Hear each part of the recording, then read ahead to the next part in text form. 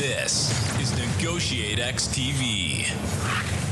Hey everyone, thanks for joining us on the NEGOTIATEx podcast. We are continuing our conversation with Mike Inman, managing partner at Tableforce. If you haven't already checked out part A of the show, be sure to do that first. Let's jump into the conversation with Mike. Negotiations is a confidence game. Is it an art? Is it a science? There's yes to both of those.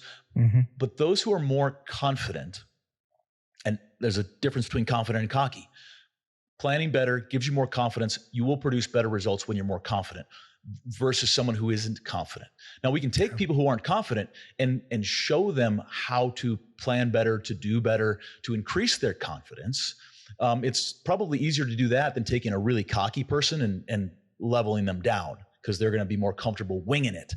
But we see all different types of personalities. I tell people, you got to be authentic. You can't be me. I can't be you. Find the tools and techniques that work the best for you. In a negotiator's toolkit, there's 20 plus tactics. And you're not going to be good at all of them. Now, you're going to be proficient at most of them after you've taken training and gotten a lot of experience. But that's okay. We kind of cling to the things that work well for us. One of the things I talk to people in our sessions is a tactic discovered is a tactic disarmed, just like the late night radio DJ voice. So even if you would never use a technique or tactic, knowing that it exists so that then you can react appropriately versus react emotionally is a good positive thing for your negotiation outcome. Let's dig into that too. Given your vast experience across many different industries, what are some of the dirtiest tactics that you've seen, or just challenging tactics? Doesn't even have to be dirty. Maybe that's a bias to say that it is. And how do you disarm? Like, what's your approach when you notice somebody is doing something intentionally to disrupt, upset the negotiation? How do you respond?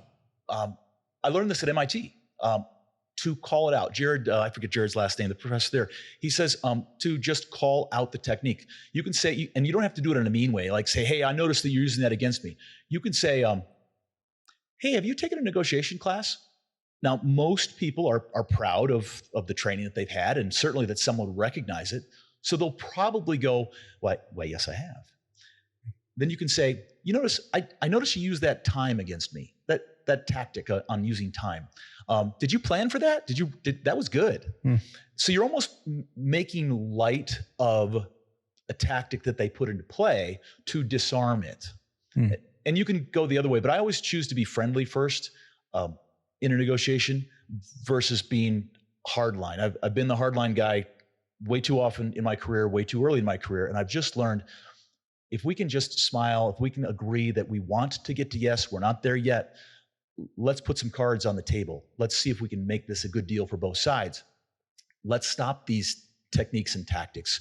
Maybe you can get a better deal faster. I do have one story about that. At MGM, we were told by the board, the CEO was told by the board, they were tired of hearing that Sands was the best at marketing, player database marketing in the industry. Now, Sands is one of our competitors. They're really good at what they do. And we decided the strategic plan here, this is the CIO, the CMO, and me got together, and we put together this plan to leapfrog Sands. And this was the plan. We were going to copy what they were doing. We were going to find the exact same supplier they were using, and we were going to just leapfrog where they were. So we had policy, you have to have 3 bids, and we also wanted to make sure that we were, listening to what's going on in the market. So we bring in this company, Unica, who was with Sands. And we bring in, I'm sorry, it wasn't Sands, it was Caesars at the time. We bring in their biggest competitor, a Primo, and we bring in SAP. It wasn't, really in the space, but at least they had a product offering. Now, keep in mind, the board has said, get this done. So we knew what we were doing. We arranged some meetings. We brought them all in. So weeks have gone by now. Unica comes in. They give a great presentation, a Primo, the same. But we're going with Unica because that's what we decided to do. Now, as we prep for the negotiation, we're doing our homework. We're doing our research. And the director of IT that was assigned to it comes into my office and she says, Mike, look at this. hands me a press release. The press release was this: the president of Unica, CEO of Unica, was shutting down his company and taking everyone to go see the movie 21, Bringing Down the House. The movie about the card counters at MIT. Now, he was doing that because he was in the movie. And I don't mean as an actor. When he was at MIT, he was in the card counting ring to bring down the house. So now we've got a situation where he's got 40% of the player data. We're about to give him another 40% of the player data on the strip. And he's got this reputation out there for not exactly playing nicely with casinos. So now we very quickly have to figure out what's plan B. What's our BATNA? So our plan B was, let's get a Primo, their biggest competitor, and let's do a deal with them and challenge them to be better than their competition, just like we're trying to be better than our competition. But the clock is now against us because the next board meeting has come up. So I said, I'm going to try a technique. I called in their lead negotiator, and I said, here's what I'm going to do. I'm going to give you an office down the hall. And I want you to go in there and I want you to write down your top 3 deal points, not your open position target bottom line, but the 3 key things that you need in a deal with us. And I'm going to do the same. And after a half hour, we're going to meet and we're going to change papers. And we're going to see if this deal can come together or not. And sure enough, at the end of half hours, one of our key deal points, we were almost bankrupt at the time, was 0 startup cost. And one of their key deal points was not upfront payment, but rather high year 5 revenue. So I asked the question, I said, help me to understand, what do you mean by high year 5 revenue? You didn't say year 1, 2, 3, 4. And oh, by the way, year 5, that's a long deal. He said, Mike, here's why. We base all of our renewals off the last year of the deal. And I said, a little bit of scare tactic, how dare you assume that you're going to get a renewal? You haven't even won the first deal. And he said, Mike, listen, we know that once somebody integrates with us, once they use us, our customer retention is off the charts. You're not going to pay to change. You're going to renew with us in 5 years. And that deal came together in like 3 days, which was a very complicated agreement because we cluttered through all the low value stuff that didn't really matter to both sides. We aligned. Could we make the high value stuff align? It could. And that deal came together. The board was super happy, and away we go. So there was a tactic that I put into play that, the sharing of information develops trust, and you have to have trust to have a good relationship and a good negotiation. Yeah, we often talk about information is the currency of negotiation, and it's much easier, not that it happens all the time, to operate in an environment of trust that there's actually tangible value. That's a nice example, especially as talking about a difficult situation, your skill in shifting the process, and finding that, what was important to you, those low startup costs, weren't in conflict with what was most important to them. Amazing how that worked. I made an assumption in that they would want high startup costs because we were almost bankrupt. So in my brain, and I haven't done a full debrief with them, I've done a little debrief just through LinkedIn, getting caught up during COVID. Did they assume that we didn't have any money to pay them, so they weren't even going to ask? They were just going to move right past something that was higher value to them. I don't know. In the stories you've given so far, we referenced this earlier. I want to come back to it. Can you talk a little bit about, you're talking a lot about, I got to keep managing my internal team, the internal stakeholders, the challenges involved there while I'm trying to work these external deals. Talk to us a little bit about how you do, those are simultaneous negotiations that are occurring. How do you manage that effectively? Well, early in my career, it was like the whack-a-mole game, managing the internal customers. They were always off. I was the buyer. I had ethics policies. I purposely wouldn't go out with suppliers unless it was to their facility. I didn't do a lot of lunches with them. I just don't like the perception that I could be, influenced in some way. And I told my customers, you're going to go out with them. That's fine. And they would be leaking information, when we had to make a decision by, or that they already had the order. I have an email somewhere in my records where somebody in IT sent an email to the supplier, you've won the business, now talk to purchasing. Really, you're taking away my leverage here. So what I learned to do, instead of playing whack-a-mole, trying to contain all my internal customers is to have upfront meetings as I moved jobs, as I took on new functions, have a meeting with the internal user community and say, I'd start the meeting like this. I'd say, hey, did you guys get all your budget approved for this year? Everybody get their full budget approved? And I know no one's going to say yes. No one gets their full budget approved. So people would shake their heads. And I'd say, darn, that sucks. So listen, if we can find some savings, and I went to finance and said that you helped produce the savings, that finance should give you some budget relief because you contributed to the negotiation, would that be of high value to you? And you'd see their eyes light up and they'd go, oh my gosh, you'd do that for us? And I say, yeah, I'll do that for you. I don't care who gets the money. My job as a purchasing person is to create value, and it's measured in cost savings largely, but there's other ways to create value in purchasing. But whatever you do save, finance should get to decide how that money's spent. So I will be your champion. I will say they should give it to you, but it doesn't really matter to me. So they'd say, yeah, that'd be amazing if you could do that. And I say, okay, here's what I need in return. When we're sourcing some business, do not tell the suppliers that they have the business. Don't tell the suppliers, don't worry about Mike and his team. I'll take care of them. Don't say that. I want you to have a good relationship. I want you to be the good cop. That's important for the long-term relationship between our companies. And I want you to say things like, that Mike guy, he's tough. You better please him and his team, or, he's going to make this deal really hard to push across the finish line. Right? So I would almost coach them to let me be the bad cop, let my team be the bad cop, so that we could jointly produce some value for the company. And then I would go to finance and say, yeah, give them some budget relief. They contributed to that. So then it was something that my internal customers wanted to participate in versus having to because Mike told me that I should. All right? Yeah. So it's almost you want to pull them into the process because they want to be there.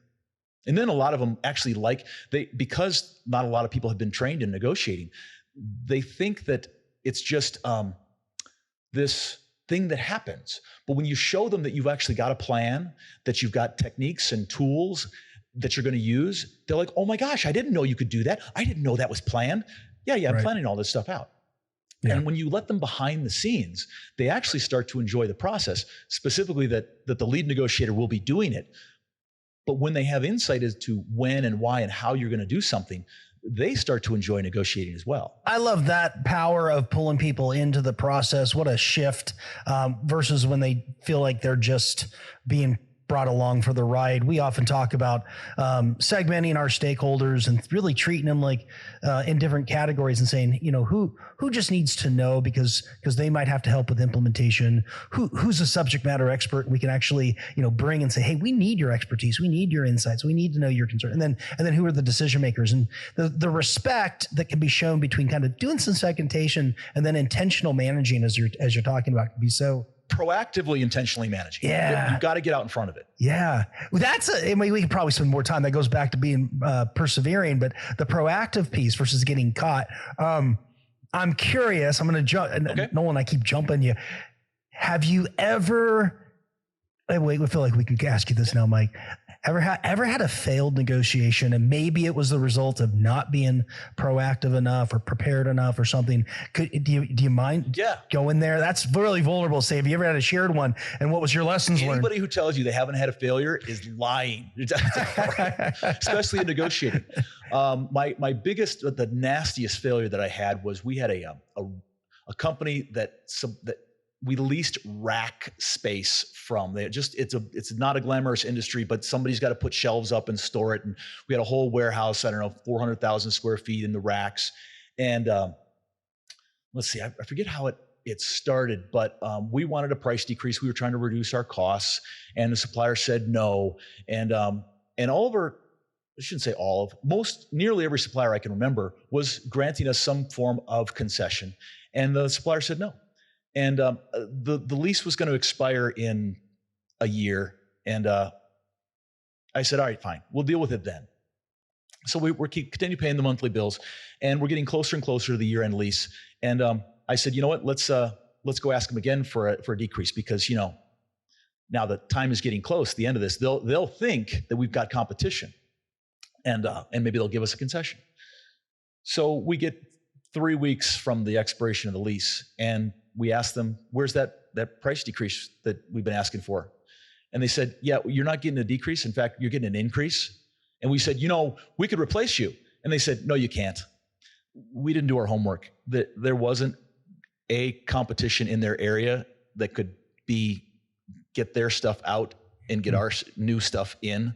And by the way, we'd have to take all 400,000 square feet and find space for all that stuff. So we got jammed with a price increase because we got a little heavy-handed and didn't do our research well enough on the market. Appreciate you sharing that, Mike. Yeah. I know that's a kind of always vulnerable thing, but I'd like to go ahead and ask a question before Aram asks another one. So Please. With your global negotiation experience, what advice can you offer for navigating cultural differences in negotiations? And that's a great question, Nolan. We try to joke around a little bit. I'm sure we can talk about the role of humor. So I'll shut up because that was a great question. The role of humor is important. We should build relationships and laugh with each other throughout the process, if at all possible. So my take on cultural negotiations is this. I don't like to stereotype people, but there are trends we have to be respectful of. I told a story one time about negotiating in a market in the Middle East, and we get anonymous feedback at the end of every one of our sessions. And somebody said it was rude that I said I was haggling in a market, and that was rude and disrespectful to assume that people in the Middle East haggle. And the voice in my head said, "Have you not been outside the United States? Like some of these other cultures, that they don't. It's not disrespectful to say they haggle. They like to haggle. In fact, I had a guy from the Middle East in a session I did in Italy, and I started off by saying, 'Hey, are you a good negotiator? How do you feel about negotiations?' And this guy said, 'I'm not a very good negotiator. That's why I'm here. I'm here to learn.' At the end, he did best or second best in every single role play we did. So I said, 'You started off by saying you're not a good negotiator. Why?' And he said, 'Well, in my culture, I get abused all the time. I get beat up all the time. So in my culture, I'm not a very good negotiator. But against these people, I guess I'm pretty good.' So some of it's on a relative basis. I happen to really like negotiating in the Netherlands, in Germany, some of the people in that area of the world. They're very direct. When I'm in Schiphol Airport and I'm in a little bit early and I want to catch an earlier flight, if I go up to the desk and I say, 'Hey, can I get on the earlier flight?' They type the keys. Why they don't have point and click like we do, I don't know. They'll type the keys and they'll say, 'It's not possible.' And what that means in the Netherlands is it is not possible. You are not getting on that flight. Just go to the Sky Club and hang out. Now, in the US or in the UK, if you talk to the first person and say, 'Hey, can I get on the earlier flight?' And they'll say, 'I'm sorry, it's not available.' Then I'll say, 'Well, can I talk to a red coat? Can I talk to the manager? Can I call the 800 number?' I will call someone else because chances are someone else can grant me an exception to the boarding rule. But in the Netherlands, they don't grant exceptions like that. And they will tell you directly. Now, when I'm negotiating in the UK, I have to be very careful. We speak the same language. We fight wars together, but we have very different cultures. People in the UK tend to be a little more polite. They have a harder time saying no. They'll go silent. They'll dance around the issue, but they won't just say, 'Mike, that's not going to happen.' So what happens when I'm negotiating in the UK is I have to build in more time negotiating because it takes longer to find out that it's an actual no. Whereas in the Netherlands, it's 30 seconds to find out it's no. So there's the Kiss, Bow, Shake Hands book that I recommend to people. It's been 15 years since I've read that. One thing as we get into this multicultural globalism is sometimes somebody from one area of the world will have either gone to school in another area and picked up on some of their tendencies or traits, or they will have read Kiss, Bow, Shake Hands, and they'll try to adapt to your style as you're trying to adapt to their style. So sometimes I've found myself recently saying, "Allow me to be Dutch. Allow me to be British." I'm asking their permission to enter into their cultural space, traditional stereotypical space, and take on that role. And that's some relationship building too. Right. In fact, some people that I did a session for in the Netherlands, I used the word direct, and somebody stopped me and they said, "Thank you. Most people say we're mean. We're just being honest."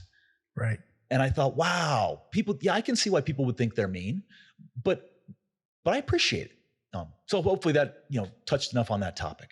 Yeah, I think just the awareness I appreciate so much, right? I got to be aware of maybe some cultural generalities that I want to test, and then the ability to talk about those things.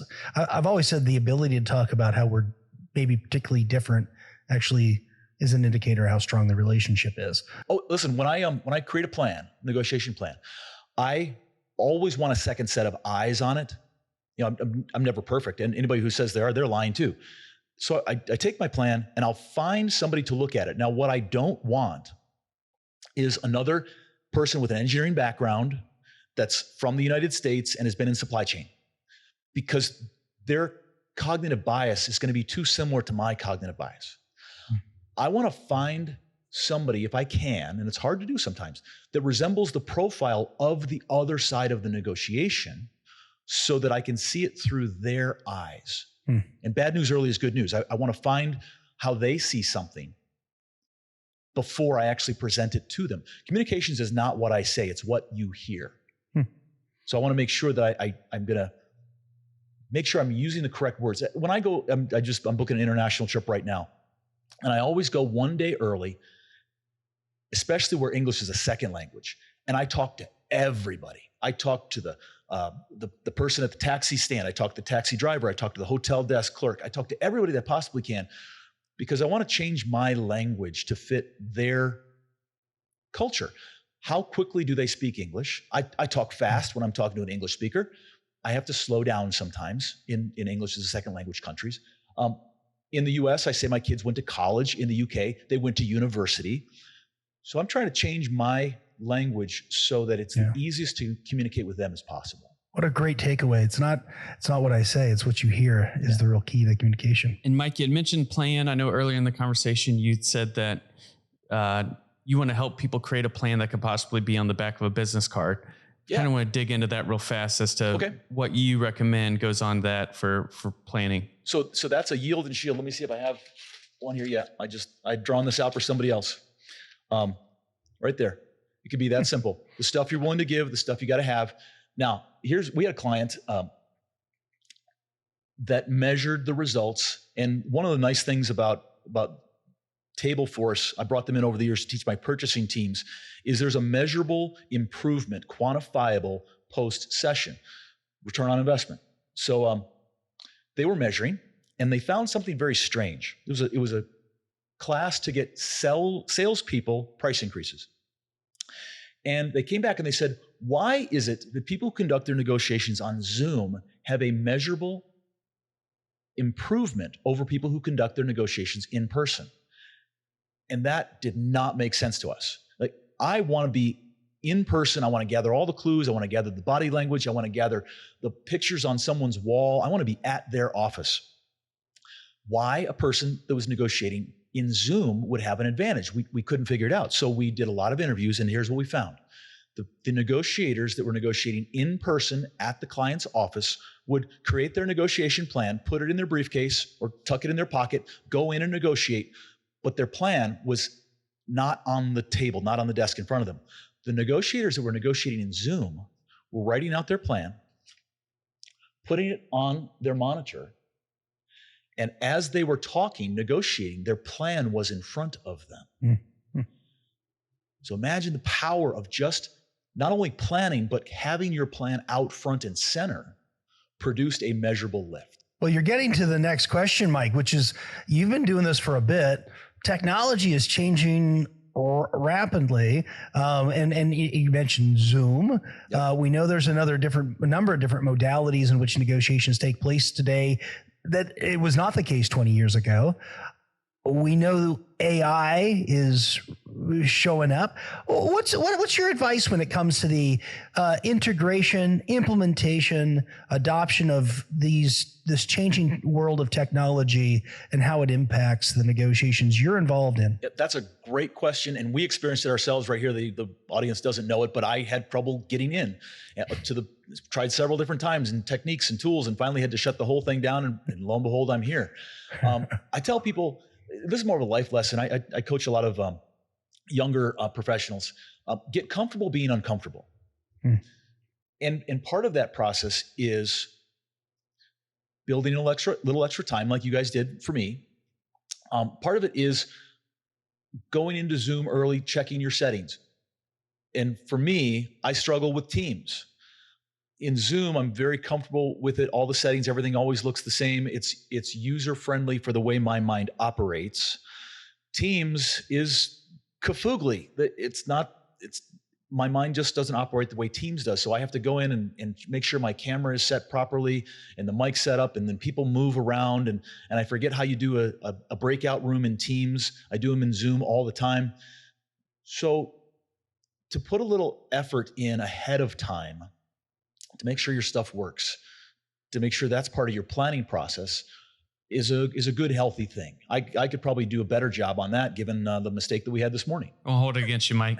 But look, again, no one's perfect, and now I've learned that I should do that I should check the link ahead of time. Well, it all worked out, so it's all good. We won't beat you up about it. So let me do one thing on this, because it comes up occasionally in our Yep. we talk about body language. So when I'm in the room with a person and their arms are crossed, what I always tell people is look up, see, are they underneath an air unit where they're getting cold air blown on them, or are they closed? So those are two different things, but you can verify that in the real world. In Zoom, in the internet world, if I'm sitting here like this, you have no idea why my arms are crossed. And you can't tell unless you can ask me directly. But I may or may not tell you the truth. Am I cold or am I closed? So that's why I like to my bias is I want to be in person. I get more clues in an in-person negotiation that I do over, it's kind of weird. In person first, then I'll do Zoom where I can get the visual clues. Phone next, I'll get some clues on how their voice is going. Email is if I have to. But then there's this thing, a text. And even though the text has the least amount of clues, to me, it almost becomes personal. Because I only text my friends. So once somebody shifts a negotiation into a text message, I go, ooh, we have a relationship here. If they just wanted to tell me no, they would have done it in email, or you could be more brutal in email. But I don't know. And that's my cognitive bias, that text feels more personal than email or even phone sometimes. How do you guys feel about that? You see a lot of this too. And in fact, Nolan and I would probably talk about it's the strength of the relationship. If we're gonna build the good old fashioned 2x2, strength of relationship, complexity of the issue should drive, or sometimes does drive, the modality in which it makes sense. So if we have a strong relationship, maybe text makes more sense. Especially if it's not highly complex. If there's more to explain, text is going to be difficult, right? Even in a strong relationship. So might need to shift it. Yeah, I think, Nolan, anything you'd add there? No, I think that you kind of covered both those things. And I think it goes to comfortability, knowing the person that you're going to negotiate with. Maybe you already obviously have that relationship established. So it's like, hey, I may not be portraying exactly what I mean via this text, but hopefully you get the gist. So, but in the email world, you can get into someone's email box, no problem, as long as you make it past the spam filter. But to get into a text, you have to be in their contact list. Yeah, they've had to put the effort in to move you into a contact, or type the numbers in. Anyway, to me, it's just a gut feeling. I have no evidence on this. It's just gut instinct says now we have a little bit of a relationship once it shifts into text. So outside of negotiations, what activities or hobbies or family or anything like that do you believe has contributed to your success as a negotiator? Well, I like to travel internationally a lot. It's really high on my list of things to do. I like to learn about new people. So the being inquisitive just like I learned about negotiations and it took my career. I learned to teach negotiations. I thought I loved what I did when I was in purchasing. Turns out I just liked it. I was good at it. But I love what I do now. Back to my engineering background, problem solving and critical thinking exercises. I do Sudoku, and I even got my wife, who's a librarian. She used to hate numbers, but now she's doing Sudoku. I like to solve problems, and I like to make 1 + 1 = 3 in a negotiation. How do we take what's there and what's boring, and sometimes it is what it is, but how do we make it even better? I get juiced up when I can take something that could have been normal and I make it better. So there's that, and then I've got 2 kids, a 22-year-old and a 20-year-old. They're taking off in life, and then I've got some friends. We play beach volleyball, and back to your Top Gun comment that you made earlier. Yeah, it was very influential. That was a time in my life Top Gun had come out, and then I went to California to school, so that was part of that big push in beach volleyball. Oh, absolutely. Yeah. All right, Mike, this has been a fabulous conversation, and we're going to get ready to wrap up here. What haven't we asked you today that you'd like to leave with our listeners kind of as a final thought or key takeaway? I guess the key thought is, while negotiations that we talked about might begin with no, to enter it into, hey, listen, I'd really like to get to yes with you. There's a lot of challenges we have to overcome. I'm willing to put the effort in to do that. Are you willing to do the same? And enter it into that as we grow this pie, as we make this deal bigger. I'm willing to do better if you're willing to do better. And to understand each other, understand each other's needs. Instead of this being combative, how do we decide to work with each other, even if it's a yin and yang, and align what the end goal is, to say, listen, 5 years from now, when we're in a contract renewal, we'll be negotiating again. To have that begin with the end in mind, I think is a good positive thing. You're not trying to win the deal today. You're trying to win lots of deals for the long term. And what a great note to end on. I was going to go back to what you said about the power of a no. I love what you said. A good negotiator, their job doesn't end just when the deal gets signed. You've got this longer view, the implementation, how this gets executed, and the fact that we will be most likely back at the table together at some point. That's in our thinking too. We've got to be thinking, I'm going to see this person again. And I hope to see you guys again. Listen, thank you. It's been a pleasure being on the show. Thanks. I'm going to pass it over to Nolan and wrap us up. And that's it for us on today's podcast. If you haven't already, please rate, review, and subscribe to the NEGOTIATEx podcast, and we'll see you in the next episode. Hey, thanks for checking out this video on NEGOTIATEx TV. If you found any value at all, please hit the subscribe button, hit the notification icon if you want to be notified of future videos. And then we also have a couple videos over here that you might be interested in checking out.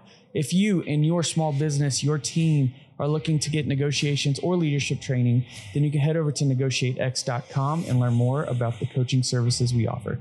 Thanks, and I'll see you over in the next video.